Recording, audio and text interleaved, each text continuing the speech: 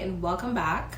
I wanted to talk about something today that I noticed is not being discussed quite a bit. No, it's not about sex, but it does affect your sex life. I wanted to talk about Ozempic vulva. Yeah, I know.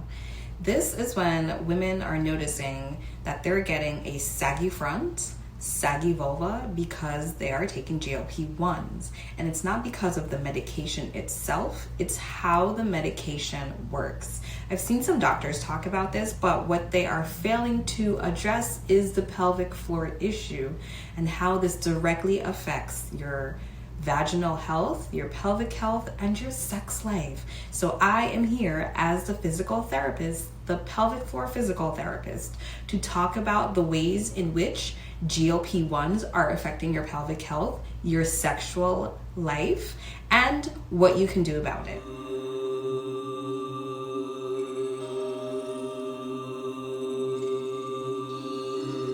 GLP-1s have 4 different mechanisms that are directly affecting pelvic health. First is that they directly target fat loss.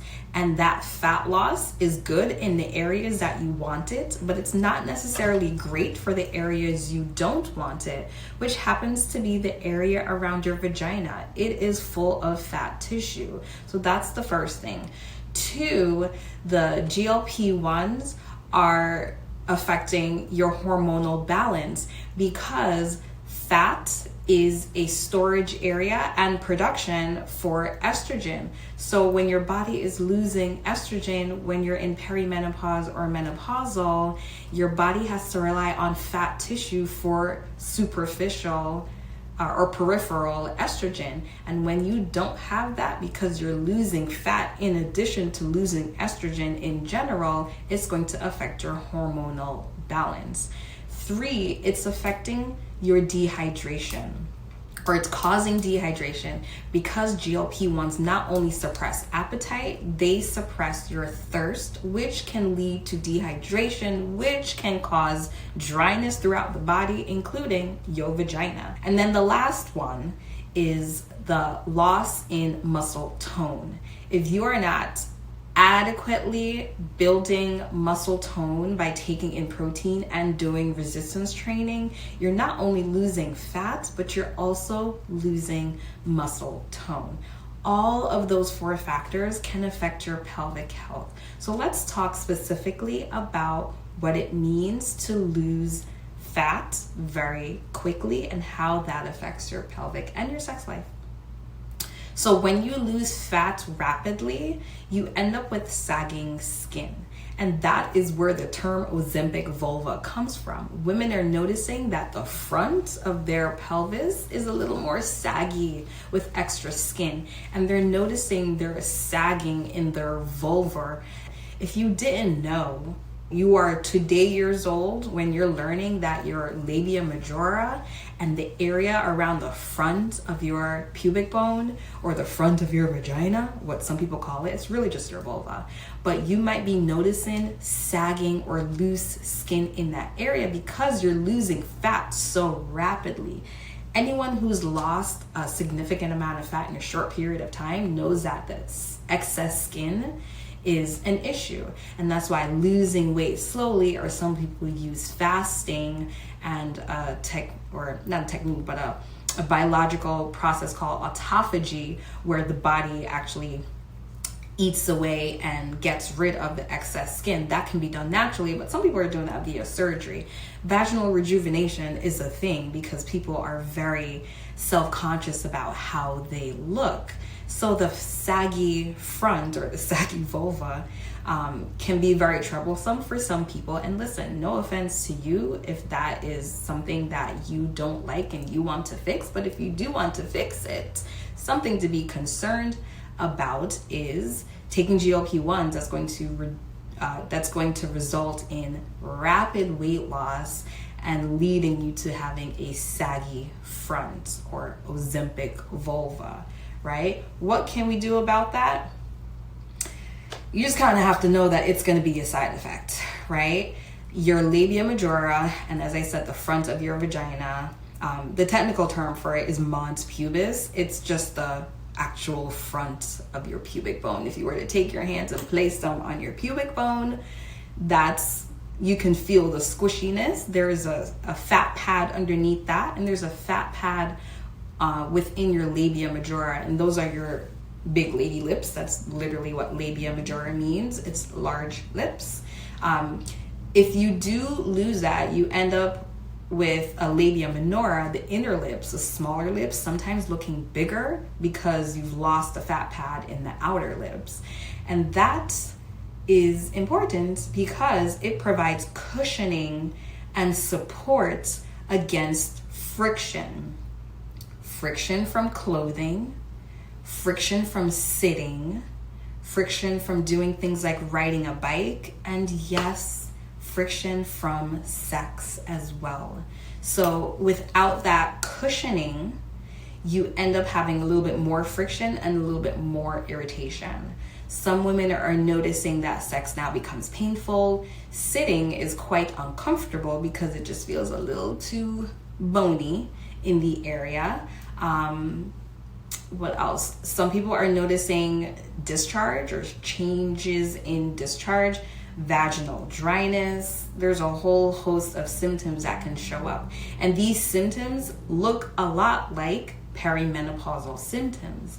And the women that happen to be taking these, or some of the women that happen to be on GLP-1s, are women going through these actual changes. So what ends up happening is GLP-1s will actually speed up the process in which these pelvic floor conditions occur, leading to symptoms of vaginal dryness, pain with intercourse, just losing the health and integrity of the pelvic floor in general, resulting in feelings of pressure or heaviness or symptoms of pelvic organ prolapse.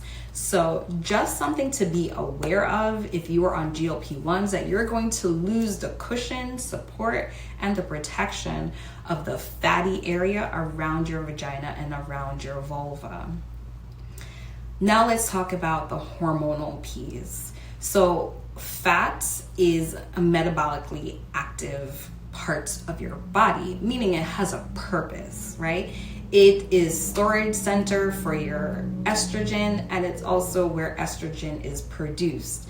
This is for all bodies, not just for women's bodies. This is why you might notice a man who is on the larger side having more fat tissue will have actual breasts, because now the fat tissue is producing estrogen that allows him to grow breasts. So when you lose that fat storage in your body, you're also losing a source of production of estrogen. Again, couple that with perimenopause and menopause, now you're losing estrogen from your reproductive organs, and now you're losing estrogen from the fat around your body. As we get older, we tend to hold on to more fat because that's the body's way of trying to make more estrogen in a way that it has not had to rely on before. When you're on GLP-1s, you're getting rid of that process because your body is getting rid of fat and essentially getting rid of estrogen, and that can throw off everything. Estrogen is significantly important for pelvic health because I always say estrogen is life for the pelvic floor muscles. And this is why I would often recommend hormonal support for women who are having very specific vaginal issues, topical estrogen. When you don't have estrogen or a decreasing estrogen, you're going to notice symptoms of dryness again. You're going to notice pain with intercourse, and you're going to notice just atrophy, or the muscles of the pelvic floor muscles getting smaller, and they tend to dry out, as I mentioned, and then they get smaller, and then they become less effective and less efficient. You're going to have less lubrication, and this kind of sounds like what I mentioned before with having less cushioning. Yes, you're going to have less cushioning for the pelvic floor as well, and you're going to notice pain with intimacy. So far in both cases of less hormonal support and less fat tissue, is going to result in your sex life being affected. You're going to notice symptoms very similar to perimenopause and menopause, right? And the third one I mentioned is dehydration. We already mentioned in the other two that dryness is a thing, but now GLP-1s specifically target the receptors in your brain that tell you that you're hungry and you're thirsty. And if you don't have that response in your brain to say, I am thirsty, drink water, you're not going to drink water. So you end up being dehydrated. On top of that, GLP-1s do cause gastrointestinal symptoms for some people, meaning they have nausea, vomiting, and diarrhea. And when you have nausea, vomiting, and diarrhea, it means you're actually losing water content in your body from the diarrhea and from the vomiting, which means more dehydration. On top of that, your brain doesn't know that you're thirsty and you're not drinking as water, and it's just this effect of thirst upon thirst and dehydration upon dehydration. Dehydration affects you in your entire body. You don't just feel dry and cottony in the mouth. Your eyes just don't feel dry. Your pelvic floor is going to be dry as well. And we've all had instances of when we are feeling dry down there, it does not feel great. GLP-1s or can cause you to feel dry down there because it's affecting receptors in your brain. And the last and fourth thing that GLP-1s do is cause you to lose muscle in your body. When you lose excessive fat, the body is going to go for the next thing after that. It's going to go after muscle tone. If you're not actively, and I mean actively, building muscle by doing resistance training, lifting heavy things, and eating a lot of protein, you're going to end up losing muscle. And the pelvic floor, if you didn't know, are a group of muscles. The body doesn't know which muscles to keep and which muscles to let go. Just as it doesn't know which fat to keep and which to let go, it's going to target the whole thing. So you're going to end up losing muscle mass. And yes, this is going to affect you throughout your whole body. But if we're talking about pelvic health here, you're going to lose muscle tone in your pelvic floor muscles. We've already talked about that with some of the other ones already. If you're losing muscle tone and you're losing fat, you're going to end up with a pelvic floor that is not too happy. You're going to be more prone to symptoms of dryness. You're going to be more prone to symptoms of pain and discomfort with any form of penetration. It's just not going to feel great. You might have thinning of the walls. You might have bleeding sometimes if you attempt any form of penetration or intimacy. When you have the friction and the back and forth, it just might not feel so great. So I say all this doom and gloom, but what can we do about it?